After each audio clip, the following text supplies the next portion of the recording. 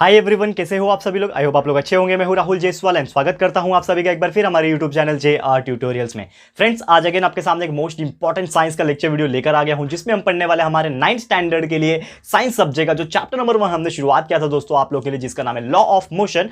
आज हम लोग इसके लिए लेक्चर नंबर 3 आपके लिए लेकर आ गए, जो कि अगेन बहुत इंपॉर्टेंट लेक्चर वीडियो होने वाला है। तो दोस्तों, बहुत सारी चीजें हमने ऑलरेडी डिस्कस की थी हमारे पहले लेक्चर में कि क्या होता है मोशन, फिर हमने देखा था कि क्या क्या टाइप्स के मोशन हो सकते हैं एक तरीके से, फिर हमने डिस्टेंस, स्पीड, वेलोसिटी, डिस्प्लेसमेंट ये हमने कवर किया था। फिर हमने देखा कुछ एग्जांपल के हेल्प से बहुत सारे हमने इसको किए, एंड साथ ही में काइनेमेटिकल इक्वेशन क्या होता है वो मैंने आपको बताया था। v = u + at, s = ut + ½ at² and v² = u² + 2as। ये सभी चीज मैंने आपको कल के दिन यानी कि जो लेक्चर नंबर 2 था हमारा, इसके प्रीवियस वाला लेक्चर, उसमें मैंने अच्छे से एक्सप्लेन किया था। अभी तक आपने नहीं देखा है वीडियो, बहुत इंपॉर्टेंट वीडियो है दोस्तों, जरूर देख लेना जाके। आज हम लोग का तीसरा लेक्चर है इस चैप्टर का। तो इसमें हम लोग सबसे पहले हम पढ़ने वाले हैं लॉ ऑफ मोशन। अब लॉ ऑफ मोशन में किसका लॉ होता है, किसने बनाया है लॉ को? न्यूटन ने बनाया। तो ये मोशन का जो लॉ था वो न्यूटन बाबा जी ने बनाया। तो ये जो न्यूटन बाबा जी के बहुत सारे लॉ है, बहुत सारे मतलब सिर्फ 3 ही लॉ है। तो न्यूटन के पहले लॉ, दूसरे लॉ एंड तीसरे लॉ क्या होता है ये मैं आपको एक्सप्लेन करूंगा प्रॉपर तरीके से, और इतने अच्छे से एक्सप्लेन करूंगा कि इससे अच्छा कोई बता ही नहीं पाएगा दोस्तों। तो आप वीडियो को बहुत ज्यादा इंपॉर्टेंट है तो ध्यान से देखिएगा और बिल्कुल स्किप मत कीजिएगा। तो चलिए शुरुआत करते हैं। सबसे पहले हम लोग चर्चा करेंगे न्यूटन के लॉ के पहले वाले पार्ट की, यानी कि न्यूटन का फर्स्ट लॉ। ठीक है, अब फर्स्ट लॉ क्या बोलता है हमारा न्यूटन का, एक डेफिनेशन है वो सबसे पहले बताऊंगा। डेफिनेशन के हिसाब से आपको एग्जांपल्स के साथ समझाऊंगा ताकि आपको कंसेप्ट समझ में आए। जैसे कि आपको पता है कि हमारे चैनल पे हम कंसेप्ट के ऊपर ज्यादा ध्यान देते हैं, तो कंसेप्ट समझना सबसे ज्यादा इंपॉर्टेंट चीज है। अब न्यूटन का लॉ क्या बोलता है पहला वाला, कि every body continues to its rest position unless and until an external unbalance force is applied on it. यानी कि क्या हो गया कि कोई भी ऑब्जेक्ट है, ठीक है ना, कोई भी ऑब्जेक्ट रखा हुआ है, समझ लो ये मेरा कोई टेबल है, इसके ऊपर मेरा एक बॉल रखा हुआ है, ठीक है, एक बॉल रखा हुआ है। अगर ये ऑब्जेक्ट अपने रेस्ट पोजीशन में रुका हुआ, यानी कि क्या है, रेस्ट पोजीशन में, अपने स्टेशनरी पोजीशन में, ठीक है, ओके तो अगर मैंने क्या बोला कि every object continue to its rest position, यानी कि वो ऑब्जेक्ट जो है हमेशा अपने रेस्ट पोजीशन में रहेगा। कब तक रहेगा अपने रेस्ट पोजीशन में? जब तक कि कोई उसको एक्सटर्नल तरीके से, यानी कि बाहर से कोई अनबैलेंस फोर्स, यानी कि कोई ऐसा फोर्स जो उससे बड़ा हो या फिर छोटा हो, वो जब तक टच ना करे या फिर अप्लाई ना हो। तो let's suppose I am taking one example here कि एक बॉल है, टेबल के ऊपर रखा हुआ है। अब ये बॉल कब तक नहीं हिलेगा? जब तक कि इसके ऊपर कोई भी तरीके से फोर्स अप्लाई ना हो, एक्सटर्नल अनबैलेंस फोर्स अप्लाई ना हो, तब तक वो अपने पोजीशन में सालों साल पड़ा रहेगा, ऐसे ही पड़ा रहेगा। लेकिन जैसे ही कुछ यहां पे फोर्स लग जाता है, ठीक है ना, समझ लो किसी ने यहां पे एक छड़ी से मार दिया, किसी ने बॉल फेंक के मार दिया दूसरा, या फिर एक बहुत जोर से हवा चल गई, तो कहीं ना कहीं से अगर फोर्स यहां पे लग गया तो ये बॉल जो है डिस्प्लेस होकर कहां पे आ जाएगा? यहां पे आ जाएगा, यानी कि उसने अपना जगह को चेंज कर लिया। तो इसका मतलब क्या हो गया? उसने मोशन कर लिया, मूवमेंट कर लिया। तो ये जो लॉ है दोस्तों, इसी लॉ को हम लोग बोलते हैं न्यूटन का पहला law, that is every body continues to its rest position unless and until the continuous force external unbalance force is apply on it. जब तक वो ऑब्जेक्ट के ऊपर कोई फोर्स ना लगे तब तक वो ऑब्जेक्ट नहीं हिलने वाला। ये चीज ध्यान में रखना है। कोई कार खड़ी अपनी जगह पे, कैसे हिलेगी? अपने जगह पे सालों साल, 5 साल 10 साल छोड़ के चले जाओ पार्किंग में, हिलने नहीं वाली, 1 इंच भी इधर से उधर नहीं होगी। कब हिलेगी? जब आप उसको चालू करके स्टार्ट करके या तो आगे या तो पीछे करोगे, या तो क्या करोगे, धक्का मार के लेके जाओगे, या तो इतनी जोर से हवा आएगी कार को उड़ा के चले जाए, स्टॉर्म वगैरह आ गया, भूकंप आ गया, तो वो अलग बात है, तो वो भी एक फोर्स हो गया ना। तो वो सब चीज हो सकता है। तो ये टेक्निक, ये सब चीजें को हम लोग क्या बोलते हैं? न्यूटन का पहला लॉ। तो क्लियर है दोस्तों? तो उम्मीद करता हूं कि हमारा न्यूटन का पहला लॉ आपको समझ में आ गया होगा। अब बात कर लेते हैं हमारा न्यूटन बाबा का सेकंड लॉ। न्यूटन बाबा का सेकंड लॉ क्या बोलता है वो हम लोग आपको मैं बताता हूं, ठीक है। पहले ये डायग्राम को रफ कर लेता हूं, ठीक है, ताकि आपको एग्जांपल से समझा सकूं, ठीक है। ओके, तो लेट्स रफ दिस पार्ट फटाफट से। ओके, ठीक है, चलो सेकंड एग्जांपल क्या बोलता है यहां पे ध्यान से सुनिएगा कि हमारा सेकंड लॉ ये है, एक स्टेटमेंट है कि the rate of change of momentum is directly proportional to the applied force. यानी कि क्या होता है, एक मोमेंटम का चीज आ गया यहां पे। क्या बोल दिया मैंने कि जो rate of change of momentum है वो अप्लाइड फोर्स के बराबर है, और उसका चेंज ऑफ मोमेंटम जो भी होता है वो फोर्स के डायरेक्शन में होता है। अब यहां पे मैं मोमेंटम कर रहा हूं, तो ये सबसे पहले समझने की कोशिश करते हैं कि ये जो मोमेंटम वर्ड है ये क्या होता है। तो मोमेंटम की अगर हम बात करें, मोमेंटम इज नथिंग बट क्या होता है, इसको हम लोग पी से सिंबल से डिनोट करते हैं, पी के सिंबल से मोमेंटम को डिनोट करते हैं, और वो होता है nothing but mass multiply by velocity. That is mass को, अगर कोई भी मास को मैं वेलोसिटी से मल्टीप्लाई कर दूं तो हमारा मोमेंटम बन जाता है, यानी कि P = m multiply by v। ये आपको एक फॉर्मूला याद रखना है, ठीक है। अब इसने क्या बोला स्टेटमेंट के हिसाब से, न्यूटन का सेकंड लॉ क्या बोला कि the rate of change of momentum. तो rate of change of momentum क्या होता है? That is final momentum minus initial momentum. जिस प्रकार हमने एक्सेलरेशन पढ़ा था, the rate of change of velocity, मतलब फाइनल वेलोसिटी को इनिशियल वेलोसिटी से माइनस करना था। तो यहां पे भी सेम चीज क्या हो रहा है कि जो rate of change of momentum है उसके हिसाब से हम लोग क्या बोल सकते हैं कि the rate of change of momentum, ठीक है, rate of change of momentum क्या होगा, चेंज हो जाएगा, change in momentum, change in momentum, m लिख रहा हूं मोमेंटम के लिए, अपॉन टाइम हो जाएगा। तो चेंज ऑफ मोमेंटम क्या होता है, फाइनल मोमेंटम, ठीक है, माइनस इनिशियल मोमेंटम, एम लिख रहा हूं मैं मोमेंटम के लिए, पूरा नहीं लिख रहा हूं, आप लोग लिख सकते हो अपॉन टाइम। ठीक है, तो फाइनल मोमेंटम क्या होता है, अभी जैसे कि हमारा पीक जो है m मल्टीप्लाई बाय v यानी मास मल्टीप्लाई बाय वेलोसिटी है, तो फाइनल मोमेंटम क्या हो जाएगा, that is mass multiply bye final velocity minus mass multiply by initial velocity, यानी mv minus mu upon t हो जाएगा।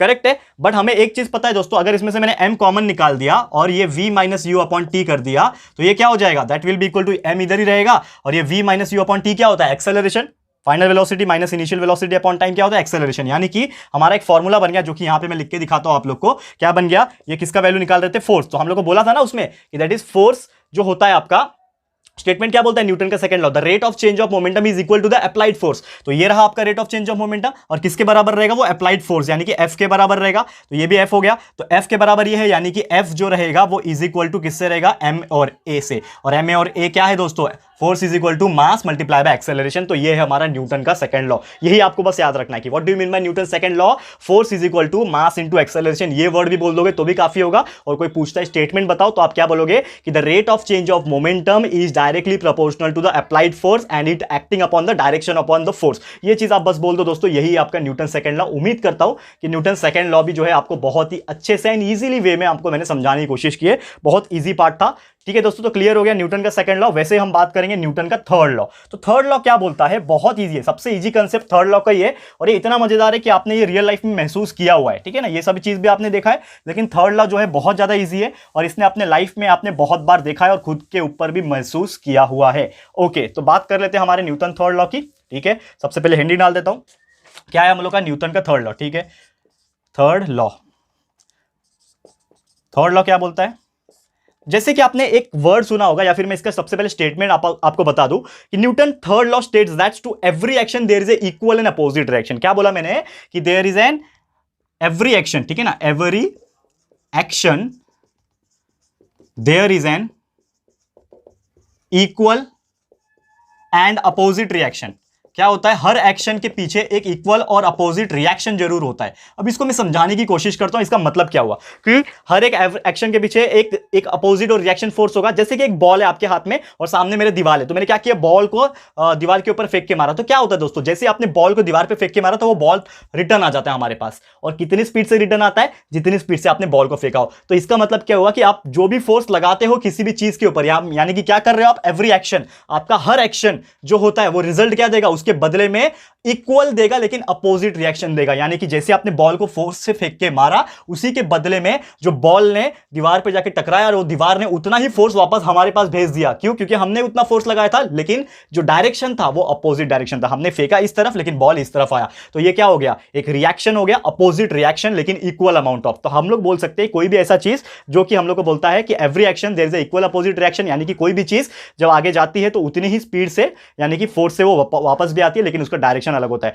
जो लॉन्चिंग ऑफ रॉकेट होता है, तो आपको पता है नीचे एक आग लगती है, एक ब्लास्ट होता है, एक तरीके से बहुत ज्यादा आग लगती है, तो वो उतना ही ज्यादा फोर्स लगाता है उतना वो ऊपर जाने के लिए। तो ये सब कुछ एग्जांपल्स हो गए न्यूटन के थर्ड लॉ के, जो कि मैंने बहुत ही अच्छे से इजी वे में समझाने की कोशिश की है। बहुत बड़ा चीज मान लेते हो ये सब चीज को, न्यूटन लॉ को, ये को आप सोचते हो बहुत हार्ड है, लेकिन बहुत सारे कमेंट करते हैं बच्चे कुछ नहीं समझा, कुछ नहीं समझा। ठीक है ना, लेकिन दोस्तों कुछ भी हार्ड नहीं, आप ध्यान दोगे तो बहुत ज्यादा सिंपल है ये न्यूटन का जितने भी लॉ मैंने आपको समझाने की कोशिश की। तो उम्मीद करता हूं कि तीनों के लॉ जो है मैंने आपको बताने की कोशिश की, first law, second law, third law, हर एक चीज आपको क्लियर हो गया होगा। तो ये था हमारा Newton's law of motion. Clear है दोस्तों, एक छोटा सा टॉपिक और लेना चाहूंगा आज के दिन, फिर हमारा आज का लेक्चर को हम लोग स्टॉप करेंगे। ठीक है, तो जो टॉपिक है दोस्तों बहुत ही बेहतरीन और मस्त टॉपिक है, तो इसको फटाफट से देख लेते हैं क्या दिया हुआ है।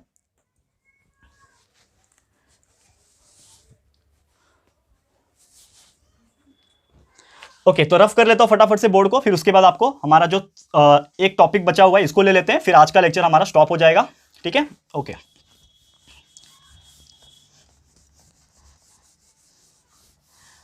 तो लेट्स स्टार्ट। और टॉपिक नेम इज, ठीक है, टॉपिक का जो नाम है दोस्तों वो है law of conservation of momentum. Law of conservation of momentum.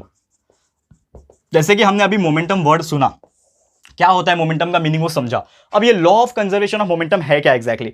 तो लेट्स सपोज कि मेरे पास दो ऑब्जेक्ट है, ठीक है ना, एक मेरा ये ऑब्जेक्ट है, ठीक है, लेट्स सपोज एक बॉल होगा, ऑब्जेक्ट है, एक और मेरे पास ऑब्जेक्ट है, ये वाला एक ऑब्जेक्ट है, ठीक है। अब ये ऑब्जेक्ट का क्या होगा, खुद का एक मास होगा, यानी कि m1 ले लो, मैंने मास मान लिया, और ये ऑब्जेक्ट का खुद का एक मास होगा, यानी कि m2 मान लिया, ठीक है। इसका खुद का एक वेलोसिटी होगा, तो एक होगा इसका इनिशियल वेलोसिटी, ठीक है ना, इनिशियल वेलोसिटी को मान लिया u1, और इसका होगा एक फाइनल वेलोसिटी v1। वैसे ही इसी का एक इनिशियल वेलोसिटी u2 होगा, और इसका फाइनल वेलोसिटी v2 होगा, ठीक है। तो हमारा जो law of conservation of momentum क्या बोलता है कि जब भी ये दोनों ऑब्जेक्ट टकराने की कोशिश करेंगे आपस में, ठीक है ना, समझ लो ये यहां पे टकरा रहा है और ये यहां पे आपस में टकराने की कोशिश करेगा, तो जब आपस में टकराएंगे तो एक तरीके से फोर्स जनरेट होगा, लेकिन ये दोनों फोर्स क्या होंगे, एक दूसरे के अपोजिट होंगे। जैसे मैंने बताया था न्यूटन का थर्ड लॉ, अगर मैंने एक ऑब्जेक्ट को फेंका तो ऑब्जेक्ट से टकरा के वापस आएगा, लेकिन उतनी ही ताकत से आएगा। यानी कि ये समझ लो अगर मेरा F1 होगा ये डायरेक्शन में और ये होगा F2, तो F1 और F2 क्या होगा, सेम ही होगा, क्योंकि फोर्स तो सेम होता है। मैं ऑब्जेक्ट जो फोर्स जो भी बॉल है मेरे पास, उसको जितने भी स्पीड से मैं दीवार पे फेंक के मारूंगा, उतनी ही